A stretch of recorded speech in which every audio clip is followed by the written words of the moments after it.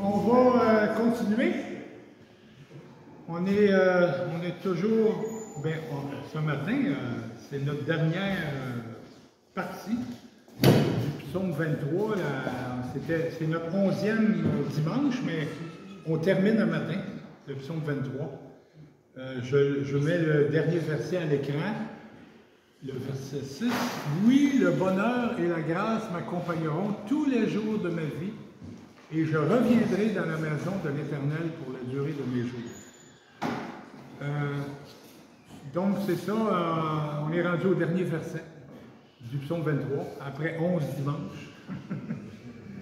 Et dans les 5 premiers versets qu'on a vus au fil des dimanches, on a vu que le berger, il prend soin de ses brebis et que tous les efforts et son temps du berger, il est consacré à ses brebis. Parce qu'il passe l'été avec les brebis dans la montagne, dans le pâturage, jour et nuit, tout le temps. Ça nous fait donc penser à Dieu. Donc, au verset 6, on voit la conclusion des bons soins du berger envers ses brebis.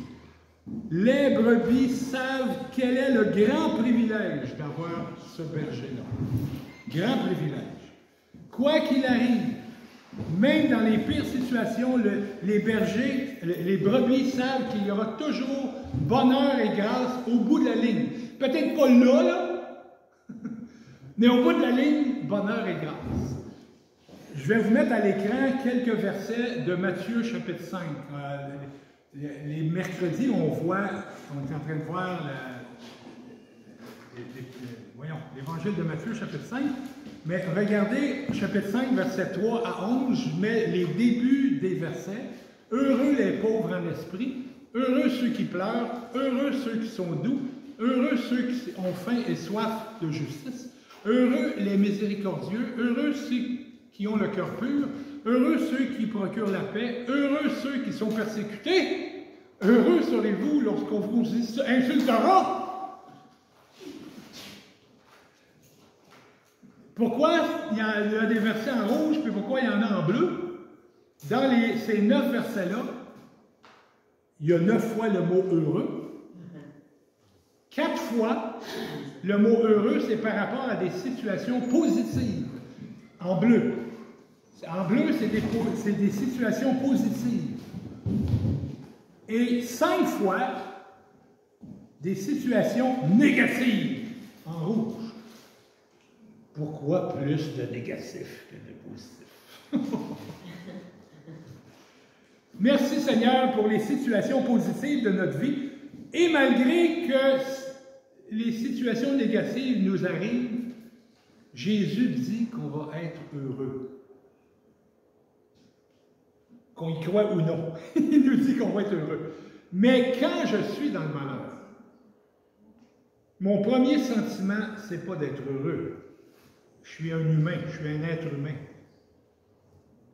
Par contre, c'est vraiment dans les moments de malheur qu'il faut qu'on se rappelle les vraies affaires. C'est-à-dire, notre berger est bon, compatissant, bienveillant, puis tout-puissant, merveilleux, miséricordieux, patient, fidèle. Notre berger est notre refuge, notre tour forte, notre seul abri, notre secours, notre défenseur, notre avocat, notre rédempteur, notre libérateur. Notre berger nous console, nous aime, nous guide, nous délivre, nous pardonne, nous restaure, nous donne la paix, la victoire, la vie éternelle. Tout ça, ça nous appartient. Tout ce que je viens de dire. De quoi devrait-on s'inquiéter? Si tout ça nous appartient. Combien d'entre nous sommes-nous certains que quoi qu'il arrive dans la vie, le bonheur et la grâce vont m'accompagner? Quoi qu'il arrive. Évidemment, quand la santé est bonne, quand les finances vont bien, quand ma famille est heureuse, quand mes amis sont gentils avec moi, c'est facile de constater que le bonheur et la grâce m'accompagneront tous les jours de ma vie. Mais quand ça va mal, Et peut-être qu'aujourd'hui, ça va mal dans ta vie, dans ta santé, peut-être, dans tes finances, peut-être, peut-être dans ta famille. Quand ton monde s'effondre, tu n'as plus une scène où tes enfants t'oublient, tu as perdu ta job, les médecins t'apprennent que tu as le cancer, ça va mal, là. Peux-tu dire honnêtement, oui, le bonheur et la grâce m'accompagneront tous les jours de ma vie.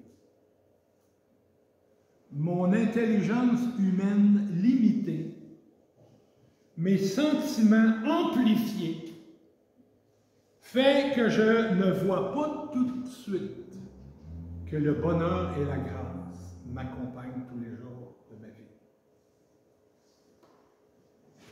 C'est l'apprentissage de la vie chrétienne.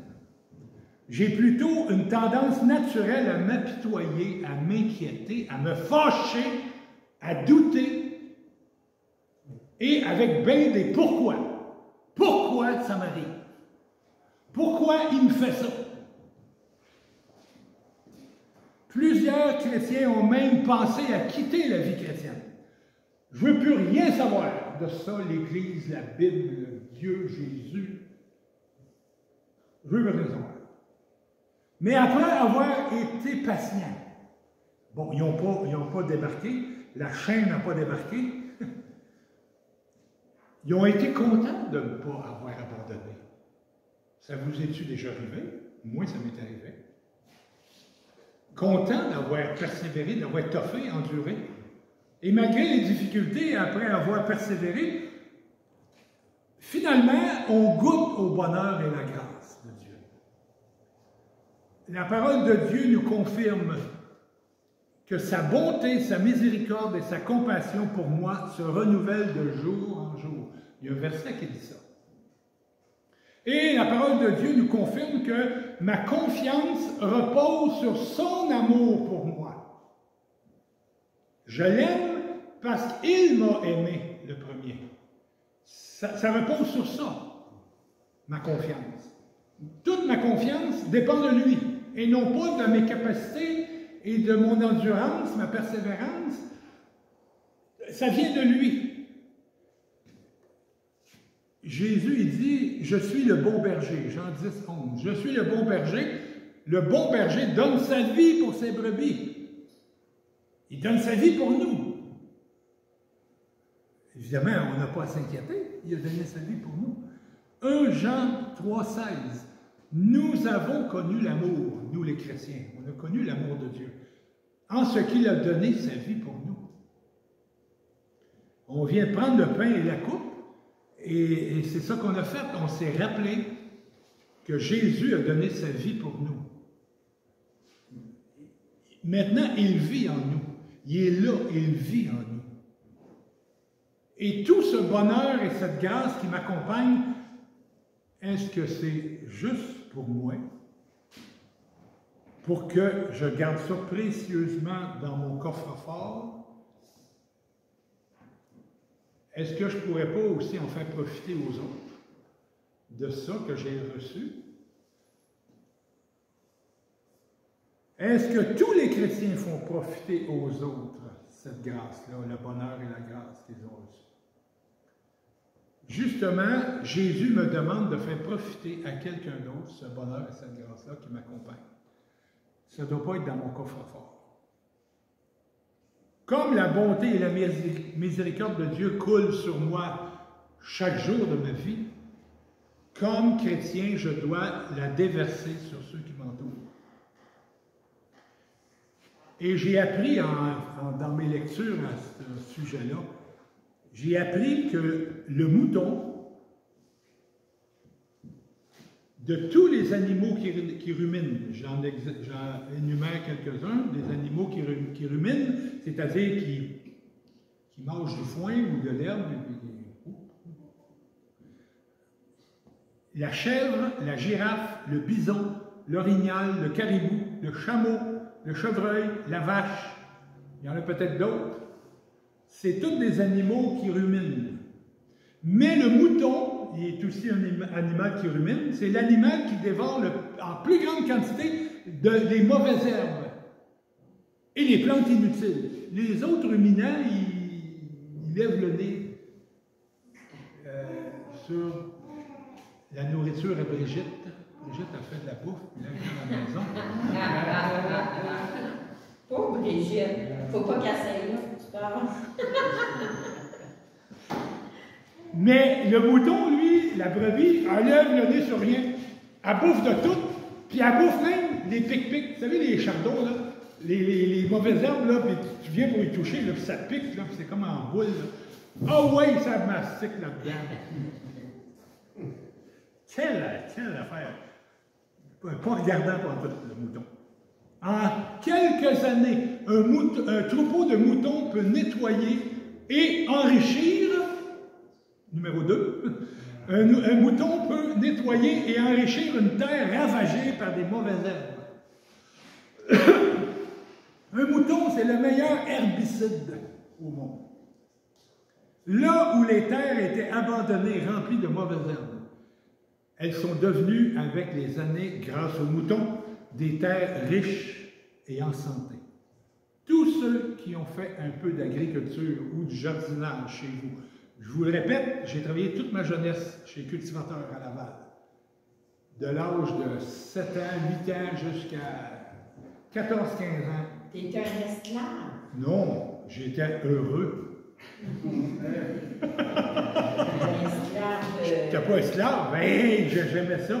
Je regrettais que mon père n'était pas cultivateur. J'aurais tant aimé ça, faire ma vie sur une terre, mais acheter une terre à Laval, là, fouille dans des poches. C'est très cher. Mais je travaillais sur une terre, puis je travaillais 60 heures par semaine. J'étais jeune, là. 60 heures par semaine, 10 heures par jour. Chaleur, ah ouais, on pioche dans les choux, puis dur travail, mais j'aimais ça comme un fou. Donc, tous ceux qui ont fait un peu de l'agriculture ou un simple jardin chez vous, vous savez que les mauvaises herbes, il n'y a aucune difficulté pour un mauvais herbe de pousser. Ça pousse. Ça n'a pas besoin d'engrais, ça n'a pas besoin de rien, puis ça se reproduit full pile. Beaucoup de mauvaises herbes. C'est bien difficile de se débarrasser des mauvaises herbes. Très difficile. Très difficile. Tandis que les légumes, eux autres, c'est tellement fragile, ça a tellement de la misère à pousser. Oh, un petit gel. Le mauvais arbre, lui, le gel, il s'en fout du gel. Oh, mais les légumes, tu laisses un champ de choux pousser, le champ est au mois de mai, là, les choux ont poussé, là, sont rendus pas pires, là. Tu n'enlèves pas les mauvaises herbes, tu laisses pousser ça. Je te garantis d'une chose. Un mois plus tard, tu ne vois plus les choux, tu vois juste du mauvais arbre. Puis les choux sont bien faibles. Ils sont là encore, mais ils sont tellement faibles. La récolte est pauvre si les mauvaises herbes, tu les enlèves pas. Mais les mauvaises herbes, eux autres, bien en santé. En plus, le mouton, il produit du fumier qui enrichit la terre. Est-ce que ma vie chrétienne ressemble à la vie d'une brebis, dans ce que je viens de vous expliquer? C'est-à-dire, est-ce que je répands la bénédiction sur mon passage, comme la brebis répand la bénédiction dans son passage dans le champ, en éliminant les mauvaises herbes et en laissant son engrais? Numéro 2. Est-ce que je laisse la bénédiction... aussi, je suis rendu. Je suis mélangé dû à ce que je viens de dire, là.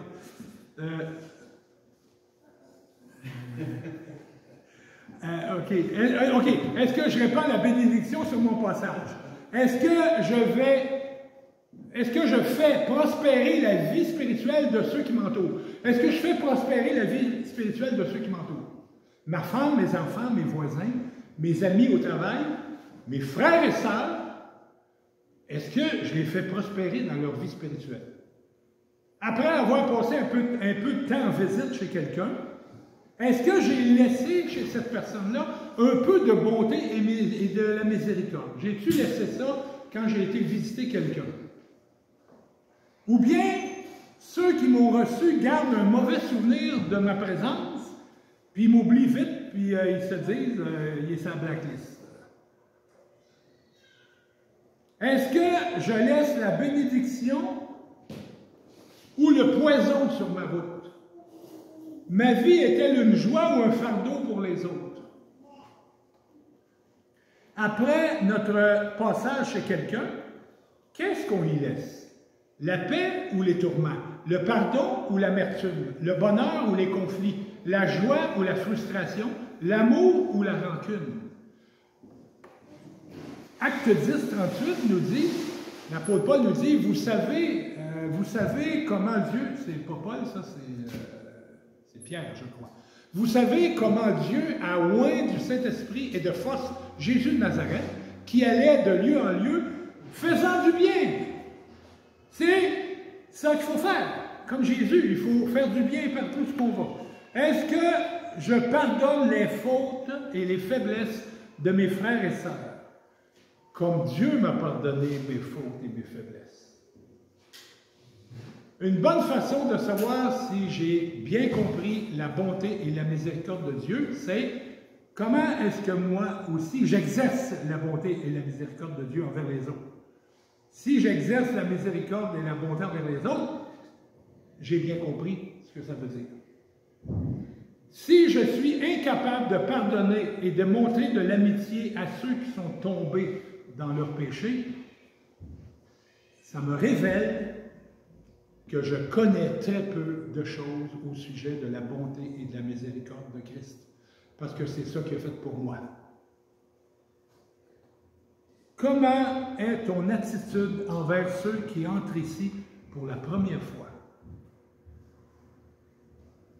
Ils sont rentrés ici pour la première fois, eux autres, là, quelques dimanches.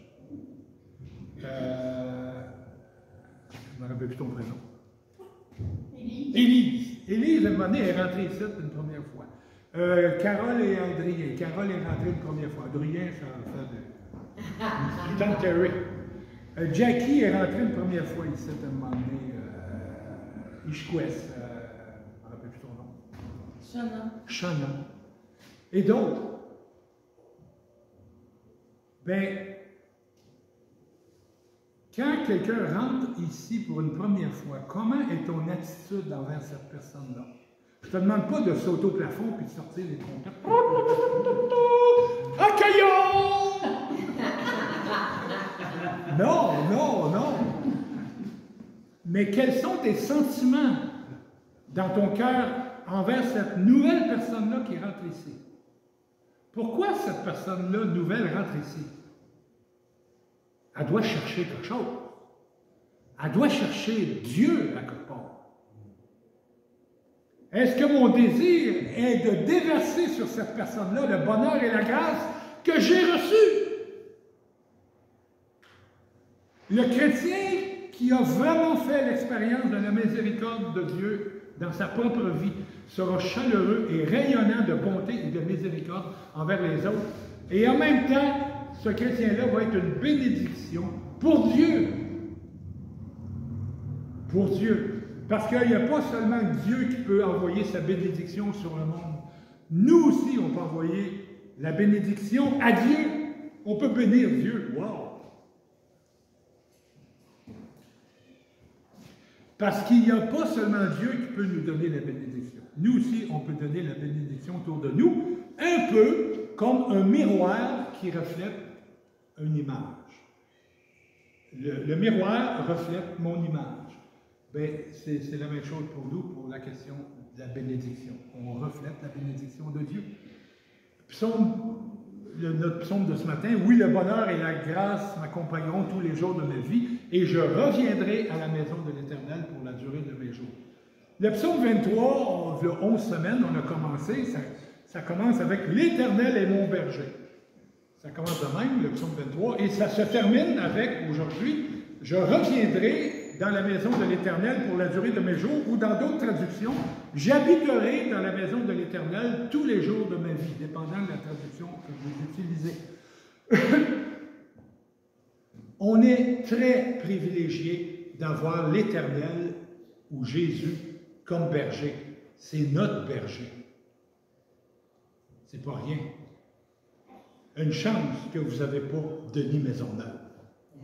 Vous seriez bien mal en point. Vous demanderez à Brigitte. Mais l'Éternel est mon berger. Wow! Aucune faute, aucun défaut, aucun manquement. Pur, parfait. Pierre avait raison de dire à Jésus, « Seigneur, à qui irions-nous? Tu as les paroles de la vie éternelle. » On ne peut pas aller à d'autres que toi, Jésus. On serait stupide d'aller à quelqu'un d'autre. Et Paul avait raison de dire à Timothée, cette grâce a été manifestée, autrement dit le salut de Dieu qu'on a reçu, cette grâce a été manifestée maintenant par l'apparition de notre Sauveur Jésus-Christ, Jésus qui est venu sur terre, qui a réduit à l'impuissance la mort. Plus de péché qui nous emmène en enfer, plus d'enfer, qui a réduit à l'impuissance la mort et mis en lumière la vie et l'incorruptibilité par l'Évangile. L'incorruptibilité, c'est pas corruptible, c'est pas la viande qui se corrompt, la viande qui pourrit. Mais pour nous, c'est l'incorruptibilité. Non, on va se présenter un jour devant lui, il va venir nous chercher où on va mourir au cimetière, mais notre âme va se présenter devant lui et un jour la résurrection va ramener notre corps à notre âme et c'est l'incorruptibilité. Et Paul avait raison de mentionner ça. Et Jean, lui aussi, a raison de dire dans 1 Jean 5, 11 à 13, « Dieu nous a donné la vie éternelle et cette vie est en son Fils, Jésus. Celui qui a le Fils a la vie. Celui qui n'a pas le Fils de Dieu n'a pas la vie. Tu as cru à Jésus, tu es sauvé. Tu n'as pas cru à Jésus, tu n'es pas sauvé. » C'est clair, c'est simple. Tu crois à Jésus, tu es sauvé. Tu ne crois pas à Jésus, tu n'es pas sauvé. Cela, je vous l'ai écrit, afin que vous sachiez que vous avez la vie éternelle, vous qui croyez au nom du Fils de Dieu. Et comme a dit Pierre, vers qui irions-nous? Comme a dit Paul, Jésus a réduit à l'impuissance la mort et il nous a donné la vie et l'incorruptibilité, jamais perdue.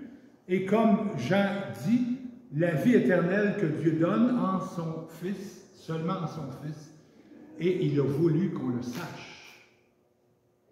Quel bon berger nous avons! Et la fin du verset 6, dans Psaume 23, « Je reviendrai dans la maison de l'Éternel. » Qu'est-ce qu'il faut comprendre au sujet du mot « maison »? Je reviendrai dans la maison de l'Éternel. Il faut se mettre dans la peau d'une brebis pour comprendre ça. Parce que le Psaume 23, c'est une brebis qui parle. Il faut se mettre dans la peau d'une brebis. Au printemps, le berger conduit ses brebis dans les prairies, vers la montagne, dans les eaux paisibles, les pâturages verts, de la ferme vers les pâturages dans les montagnes. À l'automne, le berger les ramène vers la bergerie pour y passer l'hiver. Et c'est dans ce sens-là qu'il faut comprendre « Je reviendrai dans la maison de l'Éternel ». Dans la bergerie. Les brebis sont satisfaites de leur vie. Interroge une brebis dans le champ et tu es contente de ta vie avec un bon berger comme tu as. Mais, elle va dire certainement, est-ce que si nous, on nous interrogeait, Denis, es-tu satisfait de ta vie chrétienne? Oui. Oui, certainement. Je vous le dis publiquement, je le dis devant Dieu. Je suis satisfait, pleinement satisfait de ma vie, de mes 46 ans de vie chrétienne. Je suis pleinement satisfait. Dans la bergerie, c'est-à-dire avec les chrétiens, les frères et sœurs, satisfait de la vie chrétienne, à l'abri des prédateurs. La brebis dans la bergerie est à l'abri des prédateurs dans la tranquillité, dans le repos. On est-tu bien ici ensemble? C'est vrai. On a bien de la misère à comprendre pourquoi mon frère, ma soeur, ils ne viennent pas. Pourquoi? Et oui, peut-être qu'il travaille, peut-être qu'il est malade, ou peut-être qu'il y a un engagement à honorer. Oui. Mais en dehors de ces raisons-là, pourquoi mon frère et ma soeur n'est pas là le matin? Parce qu'on est tellement bien ensemble. Moi, je trouve ça, je ne sais pas si vous trouvez la même chose, mais le dimanche matin, entre 10h et midi, wow! C'est un avant-goût du paradis. C'est un avant-goût du ciel. Évidemment, un petit avant-goût, mais quand même, mais tous les autres jours de la semaine, ça c'est le fun d'être encore avec mes frères et sœurs, puis de chanter, puis de louer Dieu, puis d'ouvrir la Bible ensemble, prier. Mais c'est un peu ça la bergerie. Je reviendrai dans la maison de l'Éternel, c'est ça, c'est d'être ensemble, le corps de Christ. C'est une belle attitude que nous, les chrétiens, devrions adopter, fiers d'appartenir au Christ. Et dire à ceux qui sont en dehors de la bergerie, venez avec nous dans la bergerie. On est tellement bien avec notre berger, l'Éternel. Rappelons-nous les bénédictions qu'on a reçues dans le passé, que le bon berger nous a données. Ah, et moi, on en a des livres, des bénédictions qu'on a eues dans notre vie. Je vous en mentionne une. On n'avait pas d'enfants. Des 1 an, 2 ans, 3 ans, 4 ans. On est chrétien. On est à notre église. On sert le Seigneur. On voit des couples de notre âge avec des enfants. On n'a pas d'enfants. Brigitte, une famille de 14. Moi, une famille de 7. Puis, on a tout le temps pris soin des enfants qu'on gardait. Puis, Seigneur, comment ça se fait? Hey, c'est tough. C'est difficile. Puis, moi, là, j'avais accroché mes patins. Je m'étais dit, on va finir, Brigitte puis moi, comme deux vieux fous, à se bercer sur le bord du châssis de cuisine. Ouais, Brigitte, hein? Il fait beau hein, aujourd'hui. Je pense qu'il va faire beau demain. Moi, je pensais que j'étais pour faire ma vie. Évidemment, faire ma vie chrétienne, mais déçu, pas d'enfant. Oh! Ma mère nous a dit, ma mère aussi était chrétienne, ma mère, elle nous dit, elle nous a dit qu'elle priait pour nous, pour que Brigitte tombe enceinte, elle priait pour nous à chaque jour. Mais moi, non. Mais toi? Moi, non, je ne priais pas. Bon, je priais de temps en temps, mais je ne priais pas d'une façon assidue.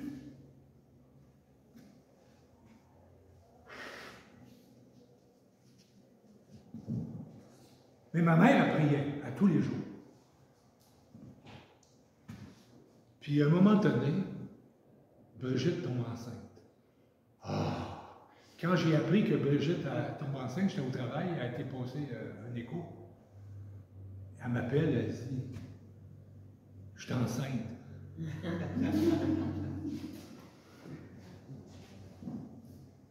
Ouf!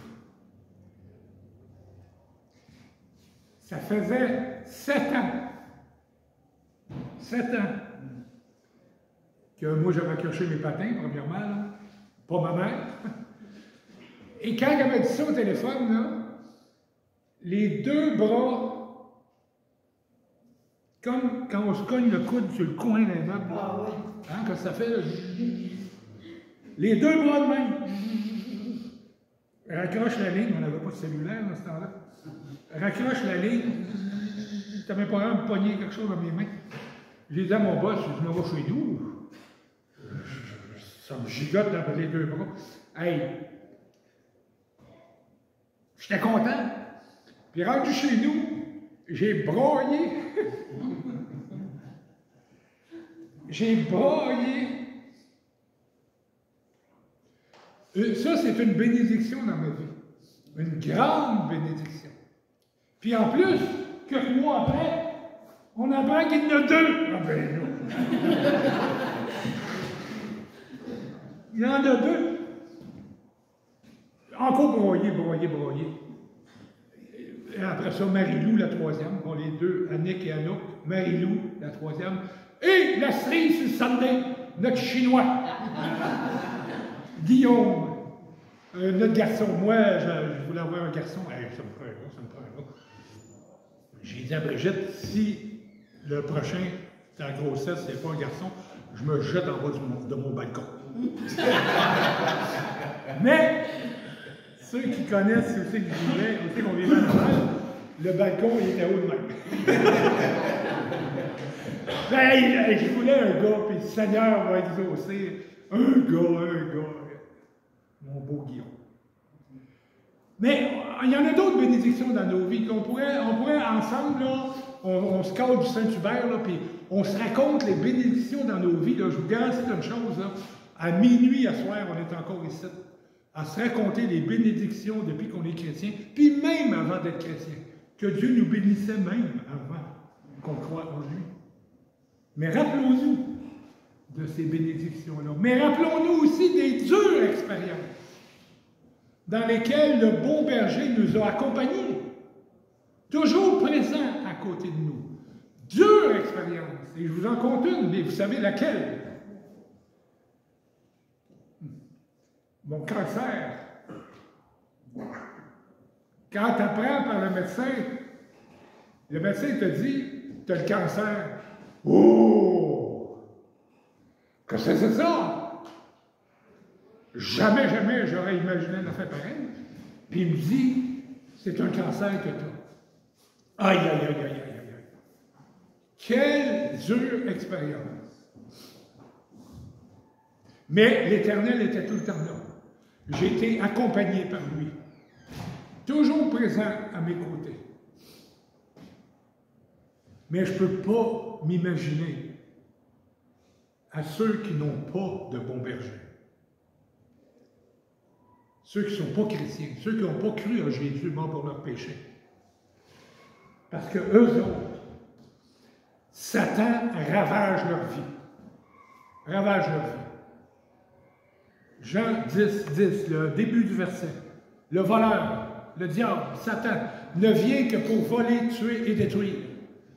Moi, dit Jésus, je suis venu afin que les brebis aient la vie qu'elle a en abondance. Mais le diable, il ne veut que voler, tuer et détruire ta vie. Et tu es en grand danger. Si tu n'as pas de berger, tu es en grand danger. Jésus t'invite à venir à lui appartenir, faire partie de son troupeau, dans sa bergerie. Moi, je suis la porte, dit Jésus. Si quelqu'un entre par moi, il sera sauvé. Il entrera et sortira et trouvera du pâturage.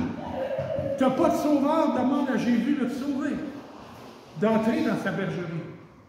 En écrivant le psaume 23, David réalisait que non seulement le bon berger est toujours présent, mais aussi les brebis désirent être constamment avec le berger. Le berger est toujours présent, puis les brebis veulent toujours être avec le berger. C'est le mariage idéal. Berger et brebis. Parce que, en même temps, le berger, c'est l'époux. Il y a un autre titre qui est l'époux. Et c'est le meilleur époux. On ne peut pas avoir un meilleur époux que Jésus. La présence du berger donne aux brebis l'assurance qu'elles ne manqueront de rien, qu'il y aura toujours du pâturage, des eaux paisibles, des sentiers sûrs, la délivrance dans les dangers, de l'huile répandue contre les insectes et les parasites qui pourraient nous assaillir. La vie chrétienne, c'est vivre toujours dans la présence du bon berger, toujours avec nous. Est-ce que tu appartiens au bon berger? Ou bien tu es peut-être une brebis, tu appartiens peut-être au bon berger, mais tu es peut-être une brebis qui s'est éloignée et qui aimerait revenir à la bergerie. Peut-être. Mais dans les deux cas, premier cas, tu n'appartiens pas à Jésus, tu n'es pas sa brebis. Mais je t'invite à crier au secours au berger, au bon berger, et lui dire « Sauve-moi » de lui dire « Je crois que tu es mort pour mes péchés. C'est moi qui méritais. Je méritais ta colère, Dieu, parce que je t'ai désobéi toute ma vie. Mais merci de ce que Jésus est mort pour moi. » Et tu lui dis « Sauve-moi, Jésus. » Et après, tu lui dis « Merci de me donner la vie éternelle. » Mais si tu es chrétien, mais tu t'es éloigné de la bergerie, reviens à la bergerie. Pile sur ton orgueil. Reviens à la bergerie. Et reprends la compagnie avec les autres moutons et avec le bon berger. Et donc, on a terminé le psaume 23, un psaume tellement enrichissant, tellement bon à lire, à méditer. Il y a eu des milliers de prédications sur le psaume 23. J'ai rajouté la pauvre mienne. Mais c'est tellement un psaume encourageant. Et je vous invite à vous tourner vers le bon berger tous les jours de votre vie. Oui, le bonheur et la grâce m'accompagneront tous les jours de ma vie. Tous les jours de ma vie. Tous les jours de l'éternité. Oui. Prions. Merci Seigneur. Merci pour ton psaume 23 qui nous fait tellement du bien. Et puis, Seigneur, merci de nous encourager, de nous fortifier. Merci de nous donner la vie éternelle. Seigneur, tu es notre bon berger. Merci Jésus de toutes ces choses. En ton nom qu'on te prie.